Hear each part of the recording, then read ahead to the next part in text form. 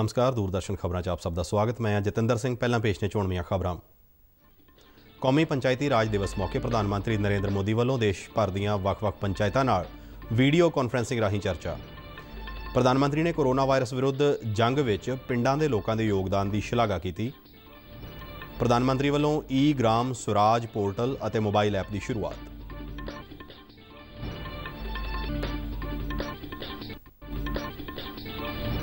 दिल्ली के मुख्यमंत्री अरविंद केजरीवाल ने कोरोना वायरस बीमारी तो सेहतयाब होए लोगों को कोरोना मरीजों के इलाज लई प्लाज्मा दान करने की अपील की।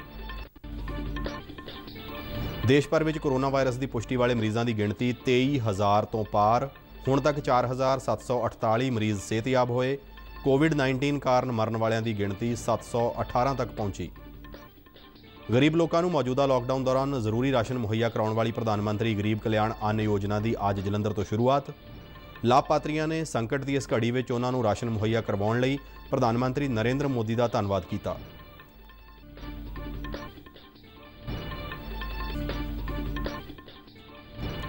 मुस्लिम आगुआं वालों रमज़ान महीने दौरान मुसलमानों को घर विच ही नमाज अदा करने की लगातार अपील।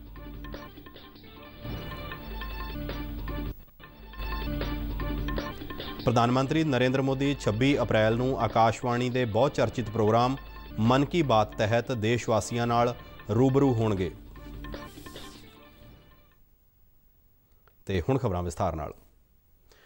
प्रधानमंत्री नरेंद्र मोदी ने कोरोना वायरस विरुद्ध जंग विच पिंडां दे लोकां दे योगदान की शलाघा की है। वो अज कौमी पंचायती राज दिवस मौके वीडियो कॉन्फ्रेंस राहीं वख-वख पंचायतां नाल चर्चा दौरान संबोधन कर रहे सन।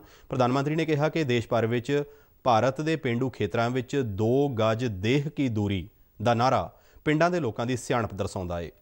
उन्हां इस नारे लई लोकां दी शलाघा कीती अते कहा कि इस नाल लोकां नूं कोविड-19 के खतरे दौरान समाजिक दूरी बना के रखण दी प्रेरणा मिलती है। प्रधानमंत्री ने कहा कि कोरोना संकट ने स्वै निर्भरता की लोड़ दर्शाई है।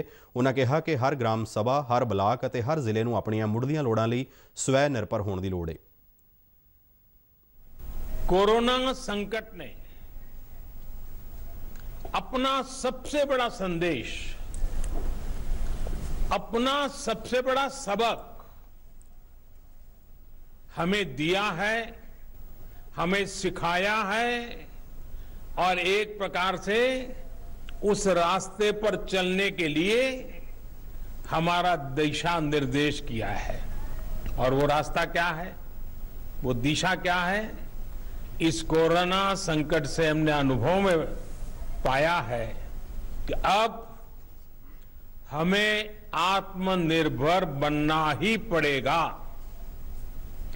बिना आत्मनिर्भर बने ऐसे संकटों को झेल पाना भी मुश्किल हो जाएगा। प्रधानमंत्री ने इस मौके ई ग्राम स्वराज पोर्टल और मोबाइल ऐप की भी शुरुआत की, जिस राही ग्राम पंचायतों दी विकास योजनावां तैयार कीतियां जा सकणगीआं।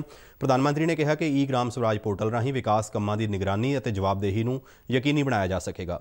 उन्होंने कहा कि यह पोर्टल ग्राम पंचायत पद्धर ते डिजिटाइजेशन लियाउण वाल एक वड्डा कदम है। इस मौके प्रधानमंत्री वालों स्वामित्व स्कीम का भी उद्घाटन किया गया। स्वामित्व स्कीम नूं 6 सूबियां विच पायलट प्रोजैक्ट के आधार पर शुरू किया जा रहा है, जिस राही ड्रोनां ते आधुनिक सर्वे के तरीकों राही देहात के इलाकों की मैपिंग की जा सकेगी। प्रधानमंत्री ने कहा कि इस स्कीम राही योजनाबंदी मालिया इकट्ठा करन अते देहाती खेतरां विच प्रॉपर्टी के अधिकार आदि बारे स्पष्टता हासिल की जा सकेगी। इस दे नाल ही मालकां वल्लों वित्ती संस्थावां पासों करजे लई दरखास्त देण दे रस्ते भी खुलणगे। अज दी वीडियो कॉन्फ्रेंसिंग नाल देश भर दीआं ग्राम पंचायतां दे नुमाइंदियां नूं प्रधानमंत्री नाल सिद्धे रूबरू होण दा मौका मिलिया।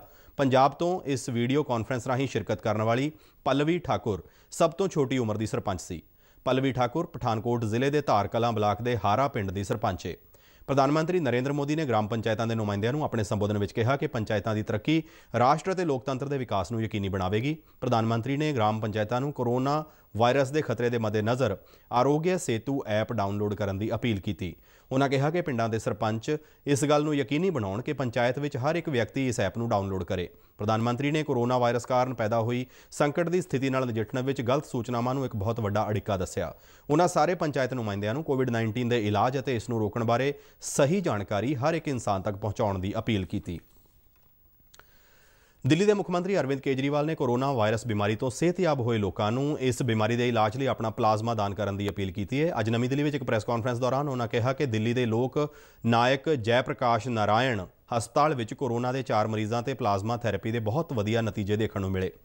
ਮੁੱਖ ਮੰਤਰੀ ਨੇ ਇਸ ਤੋਂ ਪਹਿਲਾਂ ਕੋਰੋਨਾ ਵਾਇਰਸ ਦੇ ਗੰਭੀਰ ਮਰੀਜ਼ਾਂ ਦੇ ਇਲਾਜ ਲਈ ਪਲਾਜ਼ਮਾ ਤਕਨੀਕ ਦੇ ਪ੍ਰਯੋਗ ਬਾਰੇ ਜਾਣਕਾਰੀ ਦਿੱਤੀ ਸੀ। देश में कोरोना वायरस की पुष्टि वाले मरीजों की गिणती में लगातार वाधा हो रहा है। इस वेले ये आंकड़ा 23,000 तो पार हो गया है। केंद्रीय सेहत मंत्रालय अनुसार हुण तक कोविड-19 की पुष्टि वाले 23,077 मामले सामने आए हैं, जिन्हां विचों 4,748 मरीज सेहतयाब होकर अपने घरी परते, जबकि इस बीमारी कारण 718 व्यक्तियों दी जानां जा चुकियां ने।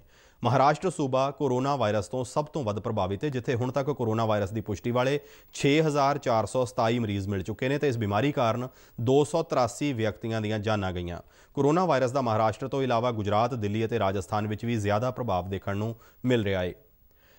पंजाब में हुण तक 283 मरीजों में कोरोना वायरस की पुष्टि हुई, जिन्हां विचों 66 मरीज सेहतयाब होए, जबकि 17 मरीजों की इस बीमारी कारण मौत हुई। जलंधर जिले में हुण तक कोरोना वायरस की पुष्टि वाले सब तो वध 63 मरीज मिले ने, जबकि मोहाली जिले में 62 मरीजों में कोरोना वायरस की पुष्टि हुई। पटियाला जिले में कोरोना वायरस की पुष्टि वाले मरीजों की गिणती वध के 50 तक पहुँच गई है। पठानकोट जिले में कोरोना वायरस की पुष्टि वाले 24 मरीज मिले ने। शहीद भगत सिंह नगर जिला इस वेले कोरोना वायरस तो पूरी तरह मुक्त है। जिला हस्पताल में दाखिल सारे ही 18 मरीज सेहतयाब होकर घरों परत चुके हैं।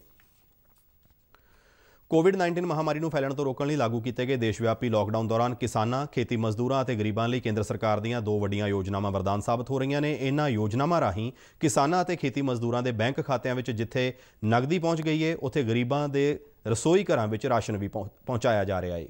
नरेंद्र मोदी की अगुवाई वाली केंद्र सरकार ने देश भर में 80 करोड़ लोगों को लाभ पहुंचाने लई दुनिया की सब तो वड्डी खुराक सुरक्षा योजना नूं मंजूरी दी। इस योजना तहत केंद्र सरकार वालों सारे ही राशन कार्ड धारकों को 3 महीने लिए प्रति व्यक्ति 15 किलो कणक, प्रति परिवार 3 किलो दाल बिल्कुल मुफ्त दी जा रही है। जलंधर में इसकी शुरुआत जलंधर वैस्ट हल्के के विधानकार सुशील रिंकू वालों की गई। इस स्कीम का लाभ लैण लई वड्डी गिणती में लोग पहुंचे। लाभपात्री दिनेश कुमार, ज्योतिबाला, ऊषा, राज और ललित कुमार ने इस मुश्किल घड़ी में केंद्र सरकार वालों उन्होंने जरूरी राशन मुहैया कराने ते धन्नवाद किया। साडे वास्ते बहुत वधिया गल है, क्योंकि किन्ने दिनों वेले बह रहे हैं, इस करके सरकार का बहुत बहुत धन्यवाद। मोदी जी का भी, केंद्र सरकार, राज्य सरकार, सारे का बहुत बहुत धन्यवाद। तो बहुत वधिया ਜਿਹੜੇ ਬੰਦੇ ਮੱਕੀ ਘਰ ਵੇਲੇ ਬੈਠੇ ਹੋਏ ਆ, ਮੱਕੀ ਆ ਨਹੀਂ ਰਿਹਾ ਇੰਨੀ ਦੇਰ ਤੋਂ ਲੋਕਡਾਊਨ ਤੋਂ, ਮੱਕੀ ਵੇਲੇ ਆ, ਰਾਸ਼ਨ ਦੀ ਵੀ ਪ੍ਰੋਬਲਮ ਹੈ। ਇਹਦੇ ਵਾਸਤੇ ਇਹ ਸਮੇਂ ਵਿੱਚ ਇਹ ਠੀਕ ਹੈ ਸਰਕਾਰ ਵੱਲੋਂ, ਤੇ ਸਾਨੂੰ ਹੈਲਪ ਹੋ ਰਹੀ ਹੈ। ਅਸੀਂ ਬਹੁਤ ਧੰਨਵਾਦ ਕਰਦੇ ਹਾਂ ਕੇਂਦਰ ਸਰਕਾਰ ਦਾ ਵੀ ਤੇ ਮੋਦੀ ਜੀ ਦਾ ਵੀ। ਇਹ ਬਹੁਤ ਵੱਡਾ ਕੰਮ ਕਰ ਰਹੀ ਹੈ ਜੀ ਸਰਕਾਰ। ਇਹ ਜਿਹੜੇ ਕੰਮਕਾਰ ਤੋਂ ਵਿਹਲੇ ਹੋਏ ਲੋਕ ਨੇ, ਉਹਨਾਂ ਨੂੰ ਗਰੀਬਾਂ ਨੂੰ ਇਹ ਕਣਕ ਦੇ ਕੇ ਸਾਡਾ ਅਸੀਂ ਬਹੁਤ ਬਹੁਤ ਉਹਨਾਂ ਦਾ ਧੰਨਵਾਦ ਕਰਦੇ ਹਾਂ।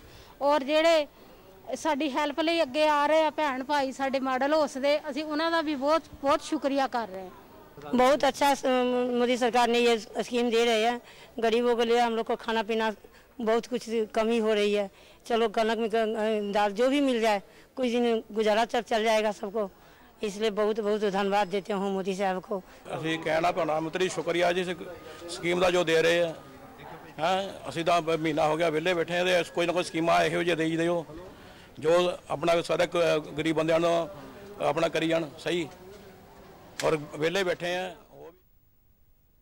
रमज़ान के पवित्र महीने दौरान मुस्लिम भाईचारे वालों विशेष नमाज अदा करने बारे धार्मिक आगुआं ने लोगों को घरों में ही रह के नमाज अदा करन अते सरकार के दिशा निर्देशों की पालना करने लई कहा है। जिक्रयोग है कि रमज़ान के पवित्र महीने दौरान मुस्लिम भाईचारे वालों विशेष नमाज अदा की जाती है।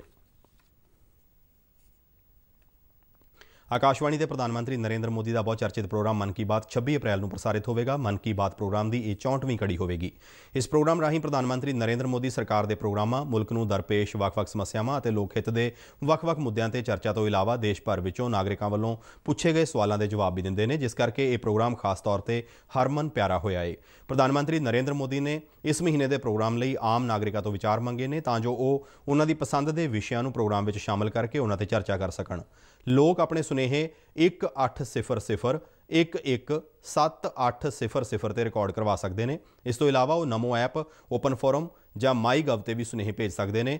ਟੈਲੀਫੋਨ ਨੰਬਰ 1922 ਤੇ ਮਿਸਡ ਕਾਲ ਦੇਣ ਮਗਰੋਂ ਪ੍ਰਾਪਤ ਹੋਣ ਵਾਲੇ SMS ਅਤੇ ਦਰਸਾਏ ਲਿੰਕ ਰਾਹੀਂ ਵੀ ਸੁਝਾਅ ਦਿੱਤੇ ਜਾ ਸਕਦੇ ਨੇ। ਇਹ ਸੁਝਾਅ ਸ਼ਨੀਵਾਰ ਤੱਕ ਦਿੱਤੇ ਜਾ ਸਕਦੇ ਨੇ। ਦੇਸ਼ ਵਾਸੀ ਹਰ ਵਾਰ ਦੀ ਤਰ੍ਹਾਂ ਆਉਂਦੇ ਐਤਵਾਰ 26 ਅਪ੍ਰੈਲ ਨੂੰ ਸਵੇਰੇ 11 ਵਜੇ ਆਕਾਸ਼ਵਾਣੀ ਤੋਂ ਪ੍ਰਧਾਨ ਮੰਤਰੀ ਦਾ ਮਨ ਕੀ ਬਾਤ ਪ੍ਰੋਗਰਾਮ ਸੁਣ ਸਕਦੇ ਨੇ। इस प्रोग्राम का दूरदर्शन के सारे चैनलों तो सीधा प्रसारण किया जाएगा। मन की बात के सीधे प्रसारण के तुरंत बाद DD पंजाबी तो मन की बात के पंजाबी भाषा में रूपांतर का भी प्रसारण होगा। इस पंजाबी रूपांतर को DD पंजाबी ते रात 8 बजे मुड़ देखा जा सकेगा। इस दे नाल ही साडा खबरां दा बुलेटिन समाप्त हुंदा है। इजाजत दिओ, नमस्कार।